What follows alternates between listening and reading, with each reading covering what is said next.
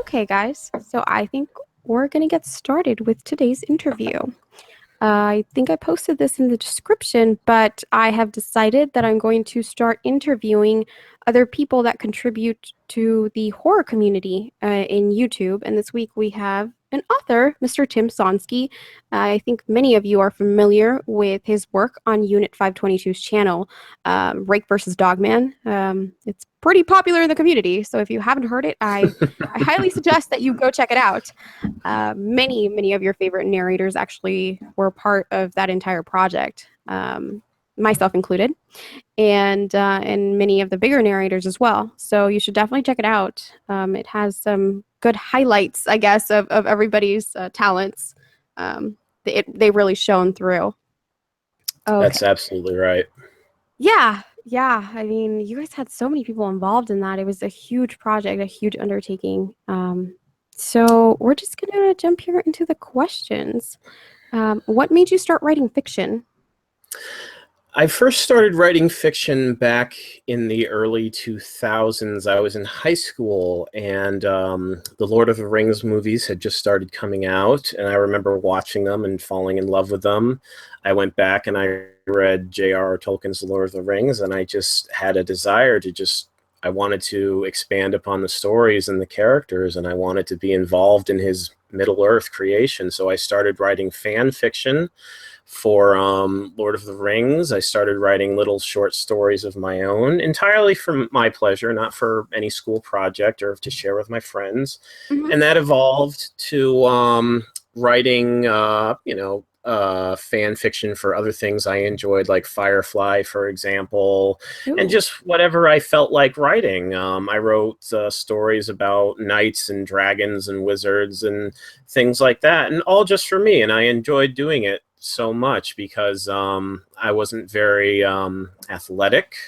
I wasn't very technologically savvy, so I just enjoyed the peace and quiet of being able to just either by hand or on the computer just bring worlds to life and use my imagination and create.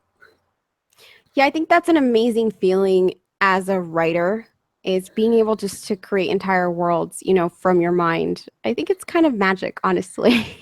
I think it as is too. as silly as Absolutely. that sounds to some, but I think it's kind of magic how you could just bring all of this to life with your mind and by just writing it or typing it. What made you get started writing horror stories? Back in around the 2012-2013 area, I started getting involved in creepypastas. I heard about certain internet sensations like Slender Man, for example, and I was interested. I heard them and I read them and I thought, these are interesting. I said, but the problem I had with most horror stories is that the characters were very bland, kind of generic. You don't care about them. Most of the story relies heavily on a twist ending, or it relies upon the gore factor. And I could always see that coming. So I decided, you know what, let me try writing horror stories. So again, just for myself, not for anyone else's approval, just because I enjoyed doing it, I started writing horror stories. And I would mix up the concept. I would make the heroes a little bit more dark instead of just meat victims for the monsters or the psychopaths. Just one-dimensional. Yes, so many horror movies, they're one-dimensional. And I wanted it to be a little bit more complex and be a little bit more interesting. So I started writing horror stories just for me. And it never even really occurred to me that I should start sharing them with people until later on when Unit 522 and I began talking. I see. Is there something that's prevented you from posting them on a blog or having your own website? Honestly, probably not. If I had had the inclination, I probably could have started my own blog at any point, but honestly, just deep down in my heart of hearts, I never thought anyone would have any interest in them whatsoever, because even though I enjoyed them, I thought my writing as a whole was probably pretty mediocre compared to what was actually being narrated online. And it took me a while to realize most of what's online it's not that it's bad by any means, but it's very quick and very easy to listen to and very entertaining. It's not very deep or philosophical, and I've decided, oh well, you know what, my stories might find a place here. So it was my own laziness or not thinking outside the box. I never put up my own blog or my own website or anything like that. Okay, I see. What inspired you to write Rake versus Dogman? Immediately after Candyman versus Slenderman came out, Candyman versus Slenderman was the first story that Unit asked me to write for him. And it came out, I think it came out very well. Unit thought it came out extraordinarily well. And there were several people in the comments section who enjoyed the story so much. The very first thing they started asking is, Tim, are you going to do another Versus story? And I said, yes, I'd be happy to do another Versus story. I don't know who I'd do. I'd have to give it some thought. And someone in the comments mentioned you should do a Dogman versus Bigfoot. And I said, well, that sounds interesting. I'm like, but the problem I have with it is that the monsters are a little bit too similar. I said, I want to do something a little bit more original. I want to do something that no one else could possibly think up, no one else has done before. And I don't want the story to just be a generic monsters fighting. I want it to be a real epic adventure with interesting characters who have character arcs. And I wanted to raise the bar.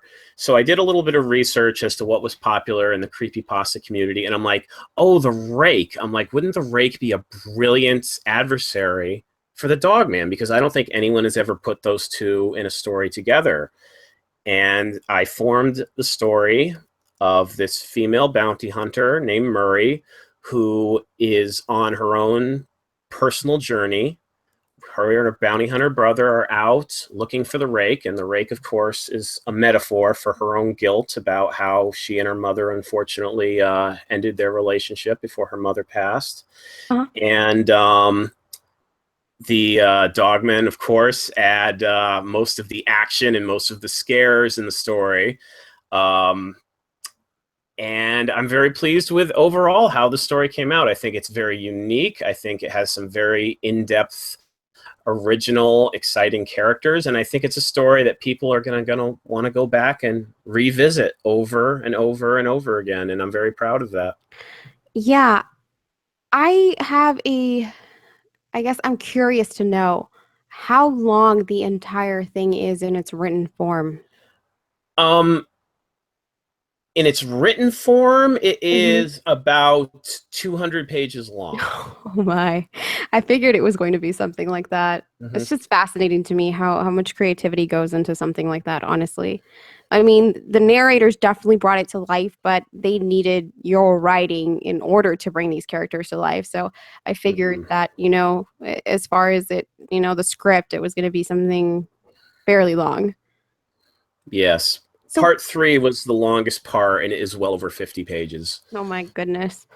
What drives you to continue a story like that? I mean, is it just from the get-go you already know, how this is going to begin and end, or do you just make it up as you go along? How do you keep yourself going until, it's finished?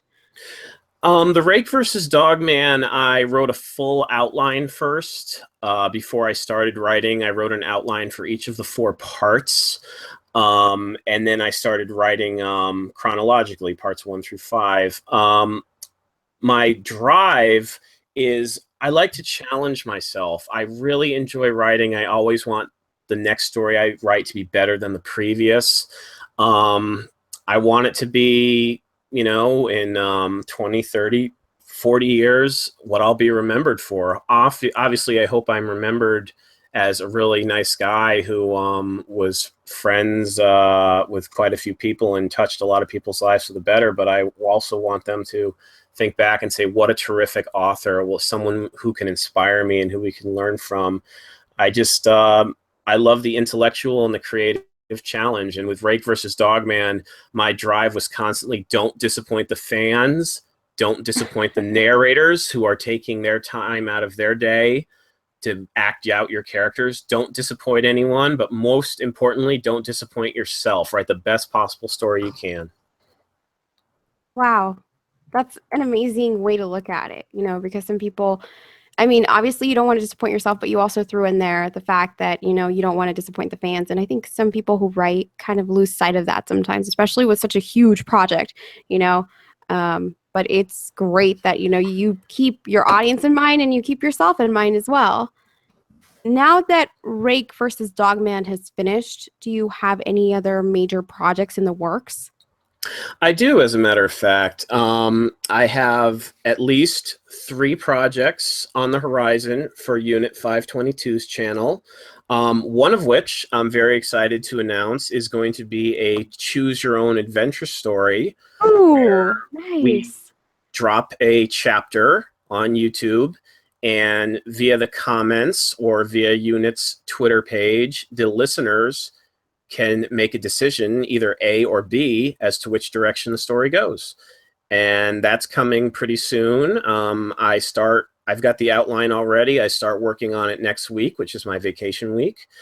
And I've got 2 other creepypastas on the horizon with Unit as well, in addition to several of my own stories, which I hope to share with other horror narrators. I just shared a different story called Voicemails in the Dark with Eden on her channel. I'm hoping other horror narrators on YouTube, if they're interested, I'd love to share my work with them as well.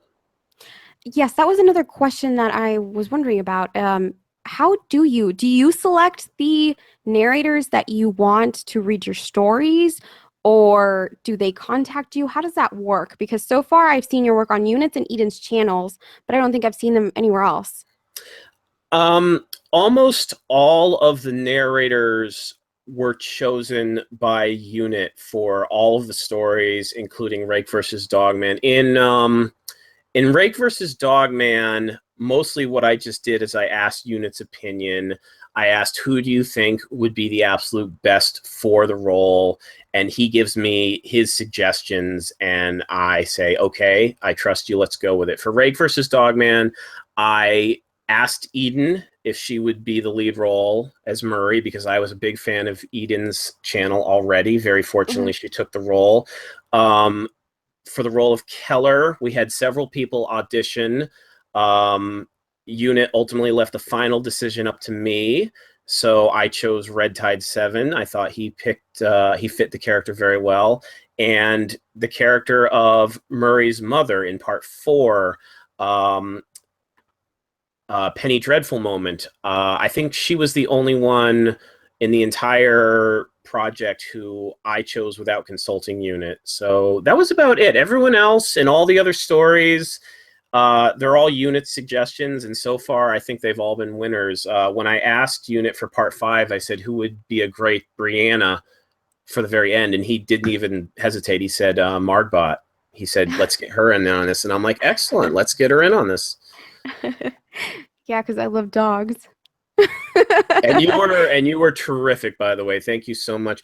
Karma is based on an actual dog who belongs to my cousin Brianna. So it was very important to me Oh, that okay.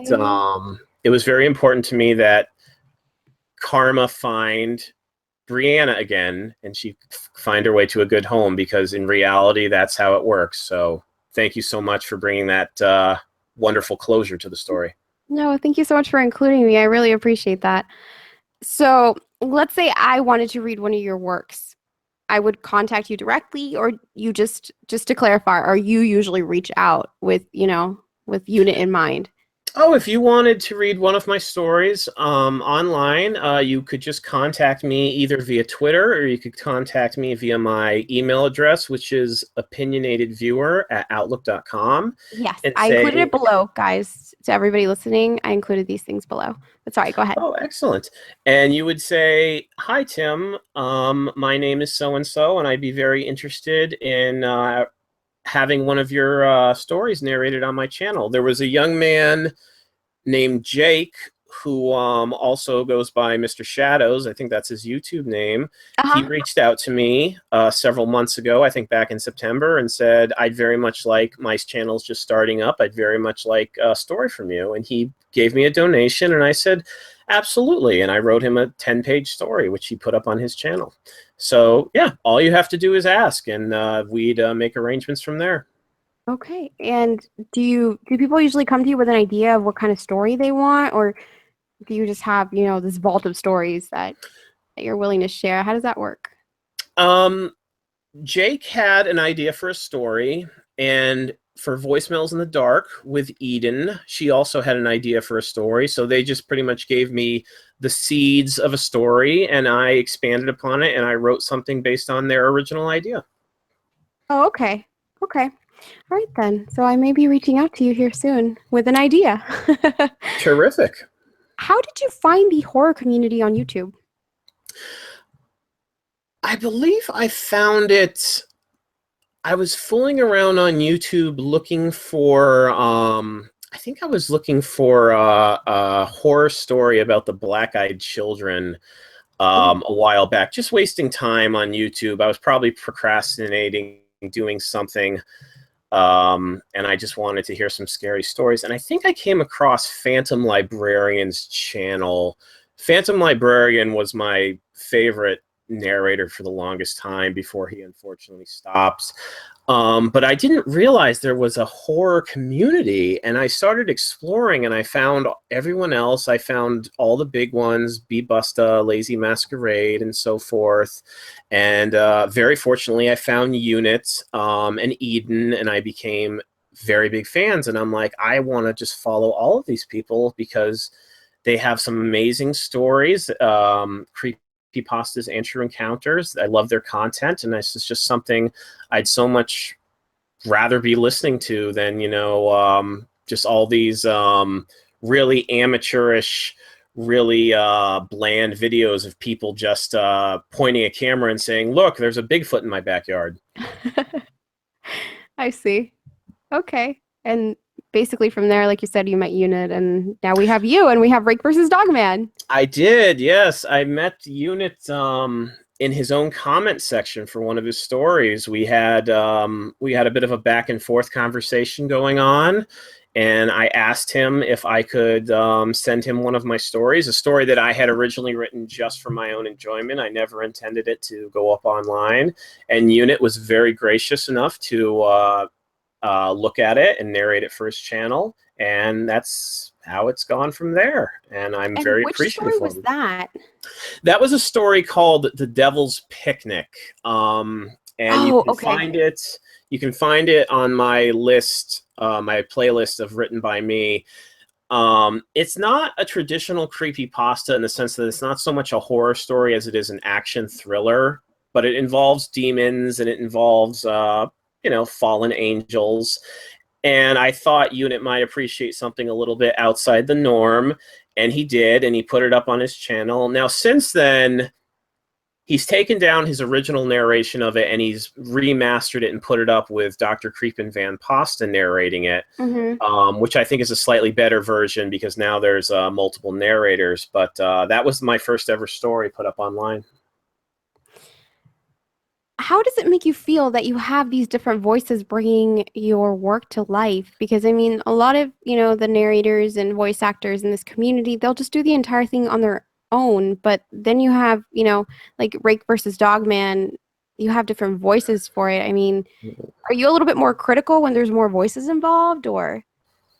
Oh, not at all. I feel incredibly lucky. I feel incredibly fortunate that all these extremely talented narrators are willing to be involved with my projects. Um, I'm always critical of myself. I'm an extreme perfectionist when it comes to my own work, but when it comes to everyone else, I'm just like, you know what? Try your best, and I'm gonna love it. I'm sure. It really makes me feel um, so appreciated, and it makes me feel very talented that people such as Unit 522 and Dr. Creepin Van Pasta and Mr. Sinister and Eden and Ghoulish Gal and countless others all took time out of their busy schedules to be involved with my stories without getting paid, just because they liked my story enough to be involved. And that made me feel very validated. It made me feel like, wow, maybe I am a really great author after all. So I feel nothing but gratitude and extreme fortune to all those people that they were involved. Oh, wow. Yeah, I can imagine that it's an amazing feeling to have your work come to life like that instead of just reading it on a page. I love how they've brought my stories to life. I've told this to several people. I said, you know what? People praise me all the time. They're like, "You're a very good author," and I said, "Thank you so much. I really appreciate that." But the fact of the matter is, if I had my own channel and I was just reading my own stories, just word for word in my own voice, they'd be probably very boring and people wouldn't enjoy them as much. But all these other narrators who bring emotion and bring personality to the characters and bring them to life, like radio theater, I'm like, that's really the spark, I think, that makes the stories pop. And I love everyone so much for their involvement in helping me get my stories out there. You mentioned something that I was going to ask you about. Anyway, have you ever considered starting your own channel? No, I really haven't. I mean, technically, I do have my own YouTube channel, and I think I have roughly about 140 followers, which is flattering since I've never posted one video of my own. Um, We're waiting. I'm not, Okay, we're waiting. yes, I'm not very tech savvy. I don't know how to make my own videos or post my own videos, and even if I did, I'm not sure exactly what my channel would focus on. More than anything else, I just love to write. So Unit has told me several times that I have to start doing something with my channel. And I guess I agree. I probably should take advantage of that, and maybe I will eventually, but it's never been on the top of my list of priorities. Okay. I look forward if you ever choose to narrate something. I look forward to seeing it because I told you this before the interview, but your voice sounds so familiar to me, and I'm wondering if there's maybe another narrator in the community that reminds me of your voice. But you definitely have a voice that could narrate, and obviously, if you were to narrate your own work, you know how you want it brought to life, so you'd Yes. have the upper hand in that aspect. Well, thank you very much. I appreciate you saying that. Yeah. If you could meet any two narrators in this community in the next 12 months, who would they be and why? Oh boy. Um, if I had my way, if I had enough money, I would just throw one big party for all of the horror narrators who have ever been involved in any of my stories so I could meet them all face to face and shake their hand and just have a conversation with them and thank them. But if I had to limit it to two, um, the two I would limit it to would be definitely Unit 522, who I've spoken to plenty of times via Skype, but I've never met him in person. I'd love to kick back with him and have some beers and watch some horror movies and just chill. And number two would definitely be Eden, because Eden brought Murray, who is the I think personally the best character I've ever written, definitely my favorite character. Uh, Eden brought her to life so flawlessly, and it just always makes all the emotions when Murray goes through those trials in the story. She just breathed life into her so perfectly. I'd love to meet Eden face to face, hand her some flowers, and say thank you so much for making this character I care so much about, for doing her justice. Well, I look forward to attending that party. Yes, you're definitely invited. You're at the VIP table. Aw. Do you have any plans of publishing your work into a book? I do plan on self-publishing eventually. I want to get enough stories together, um, enough stories that I'm proud of, that I know people will be interested in reading, picking up off the shelf and flipping through and reading and then reading again. Someone brought the idea of a graphic novel to my mind, which I think might work. I'm not a very gifted illustrator. But yes, one day I would absolutely love to have a published actual paperback book with my stories on it that you can buy at your local bookstore. I would be thrilled to have a collection of short stories. That would be a dream come true for me. I'm sure that this community would love to have a book like that. I mean, I know that the creepy pasta book that's out there right now is incredibly popular. And I mean, if only more writers in this community would put out their content like that, it would be great. Of the stories you've written, which one is your favorite? Oh boy. I'm gonna be biased and say of all my stories that I've written, Rake Vs Dogman is definitely my favorite. It was the most challenging, being 5 parts long. It gave me the most sleepless nights, and I'm so proud of it. I really feel that it's my masterpiece. So it's definitely my favorite story. I'm proud of all of my stories, every single one that is on my Written by Me playlist, most of which you can find on Unit's channel. I'm proud of all of them. But my favorite is definitely Rake versus Dogman. I also am like a very close second favorite is Voicemails in the Dark by Eden. She narrated it. I wrote it, because that one is probably, of all my stories, is probably the easiest one to just go back and re-listen to over and over again. I've listened to it several times, and it's one of those stories that it's so easy to get drawn into, and I think she did such a great job with it. Yeah, and I know we were talking about this before the stream, but that one, I mean, it's obviously not the size of Rake versus Dogman, and like you said, it's easy to go back and just listen to it. If you could go back and change anything out of one of your stories, what would it be and why? I'm about 95% fully satisfied. I have a story called Wrath, which was actually the story that the young man Jake, Mr. Shadows, asked me to write for him. Now, I promised him a 10-page story, and I delivered him a 10-page story, but I also gave him a deadline towards the end, and I was kind of under the gun, and I liked the way the story was going, but I try the ending of Wrath, the very end of it, like the last couple paragraphs. I wasn't very happy with it. I think it ended very kind of abruptly, and I was vague about exactly what happened. But I was trying to meet the deadline, and I was trying to keep the page count right. So if I could do it over again, I probably would have elaborated a little bit more on exactly what happened in the ending and what happened to Otis Black, the character.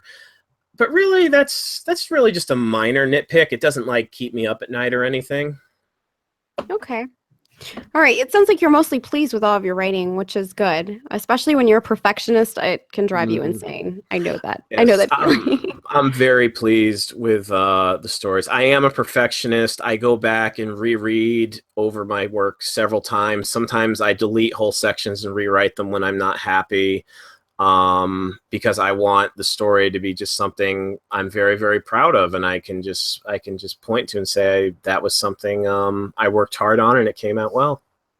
All right, then, everyone, have a good evening. And once again, Tim, thank you for granting me this interview. And I believe Unit said that he's going to post this on his channel. So I guess look out for that.